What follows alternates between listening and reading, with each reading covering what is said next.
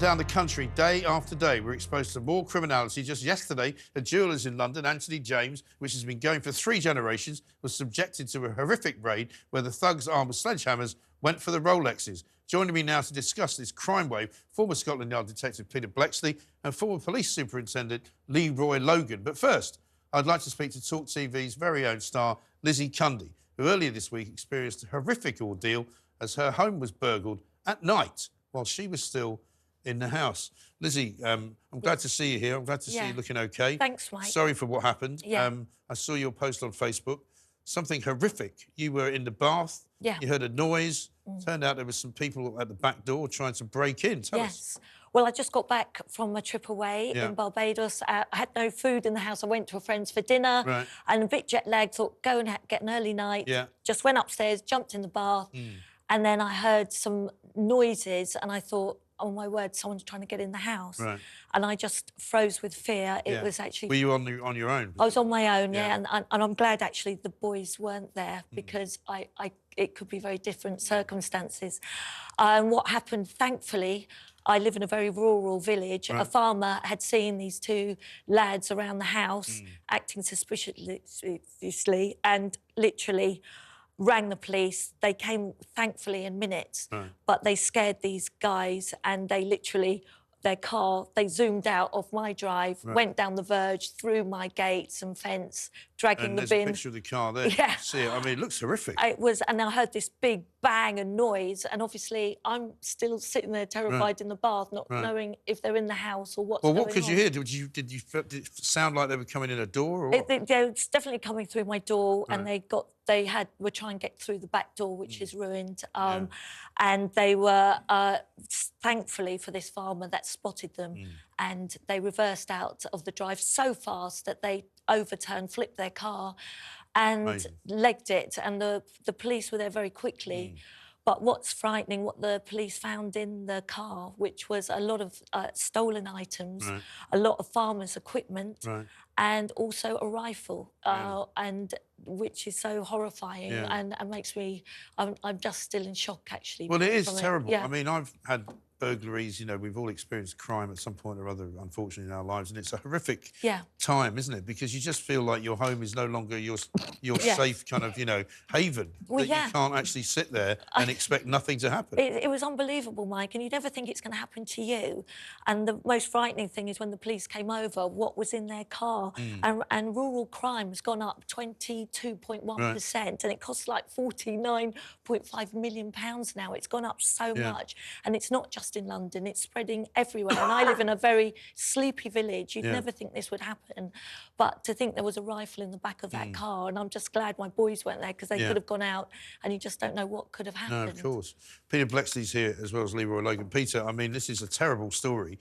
We know Lizzie, of course, but it's happening probably to an awful lot of people that we don't know on a regular basis, right?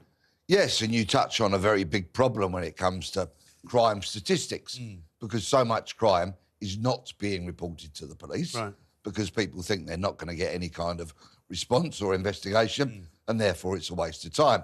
But anyway, praise where it's due. A neighbourly, community-minded, wonderful farmer. Huge credit to that courageous man.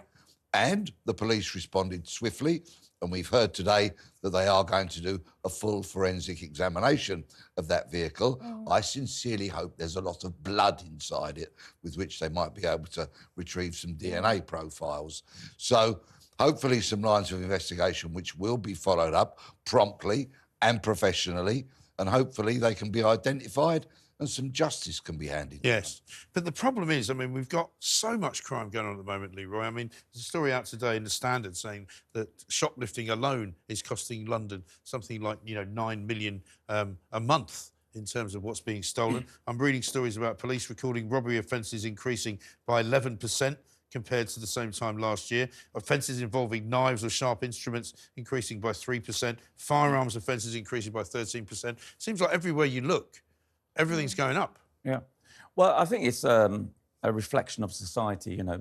There seems to be a lot of envy and covetousness and people saying, well, I want this, and I'm not going to work for it. And they're just going to take it. So they just storm in someone's house, burgle them, or they storm into a shop en masse, or they pick on people on the street who are dressed well, and they think, yeah, we'll have that. And it's not necessarily they're part of some organised crime. It's just a question of they're opportunistic, or they spotted someone and they followed them off, and where there's no CCTV or any form of witnesses, they pounce. And, you know, we're seeing on a regular basis. And then I suppose some people feel justified because, well, I've lost my job, or I haven't got any means of maintaining my family, or whatever it may be, or myself, and they can justify it to themselves. And it's that false justification is getting more and more prevalent. Or they're just greedy, unscrupulous, lazy, bone-idle people who won't get up and go to work and decide that nicking other people's kit is fair game, when, of course, it isn't.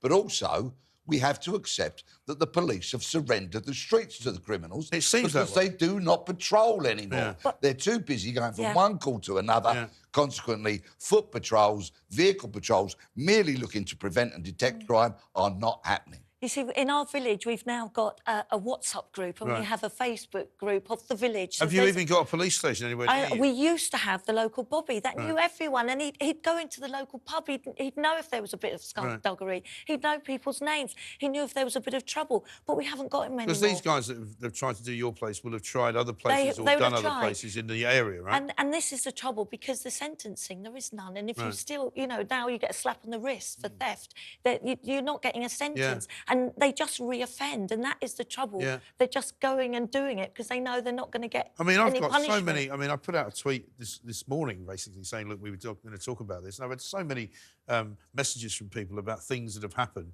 and everything from, you know, a shop in Bristol, where apparently people say, you know, homeless people just go in there in the mornings and take whatever they want and just wander out with it. And there's a Greggs, apparently, in Bristol, where people just come in and sweep the shelves clean, and the staff don't do anything about it. Today I've got another story here. A hooded thugs launched frenzied attack on a man and a woman in front of a young child down in Sidcup.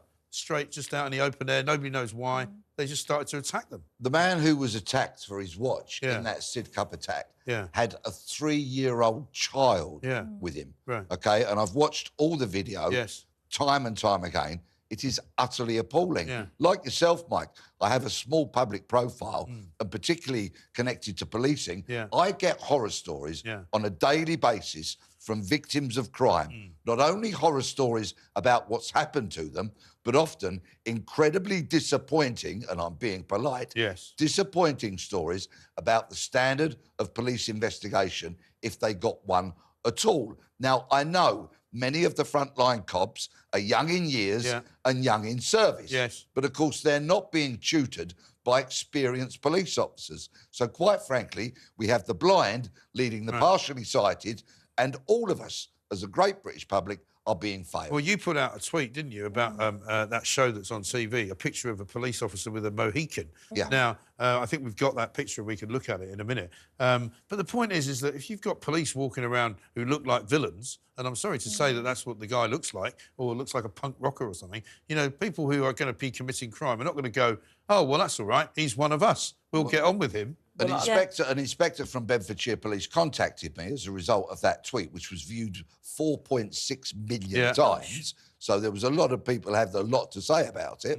And he now has got rid of that haircut. And I'm told he's a decent police officer. But it doesn't detract from the fact that when he was walking around that police station and patrolling, working as a police officer, engaging with members of the public, that was how he looked. Yeah, exactly right. Leroy, you and I have spoken before about knife crime and youth crime and that kind of thing. I've got this from Sophie, who said, my stepdad works at a leisure centre. He had to get a boy out because he threatened to throw bricks at staff and stab people with a knife because he was throwing stuff at the building and injuring people, and the police did nothing. It was down to the staff to take care of it. Well, that's the problem, as we've already said. Not enough citizens-focused cops, community cops, on a regular basis, patrolling areas, building up those relationships, will know who's doing what and where. When they got rid of Safer Neighbour teams through austerity, that was a massive, massive failure, because you've got barriers instead of bridges with the community. But it's not just the community anymore. It seems to be everywhere. You can't say, you know, it's worse in inner city London than it is. It's everywhere. Well, I mean, in London, I mean, we've got the results of you know, the Mayor of London, 1,000 murders under his watch, which is disgraceful. But now it's going further afield, and where I live, it is such a sleepy little village. You'd never believe. Do you think you might have to move? Crime. Well, I am worried, and Peter said something to me with me posting on Instagram with people knowing I'm away. Have I kind of caused this in a way? Yeah. No, you haven't caused it. Those. I'm just tempering my language. Mm. I know. Those people in that stolen car attempted to burgle your house. But do you not think that the whole of the prison service isn't working? We're not educating them. If they do get put in, no, they're not getting rehabilitated. And when they're in prison, they're allowed to play PlayStation, you know, watch a bit of TV. Surely we should educate them. And like Tipsons, who make boots and key cutting, give them actually a job when they come out of prison. Because when they do, they don't get a credit card, they can't get a job, and all they do and all they know is crime. The entire criminal justice system is failing us. If we go from the front line, which is policing, then we go to the CPS, an organisation which is not called the Criminal Protection Service for nothing by some people. Then we go to the courts, crumbling, so many of the buildings not fit for purpose, and so many sentencing guidelines that are quite frankly lamentable, so people are not being punished accordingly. Then we go to the prisons, where we know that short prison sentences largely only serve to educate people more in the ways of criminality. Long sentences work because people can then get on courses, confront their offending, show some remorse and try and turn their lives around. So the whole criminal justice system, I forgot probation as well. Let's not leave that out of the criticism while I'm at it. And consequently, we are all a bit more at risk. We're all a bit less safe than we used to be. Yeah, and we're all a lot more sort of sensible about, I suppose, walking around London. I don't like it. I mean, I lived in New York in the 80s, right? I was there before Giuliani fixed it, and it was terrible, you know, because people would get on the subway and you just get, you know, tourists getting rolled. You'd see it happening.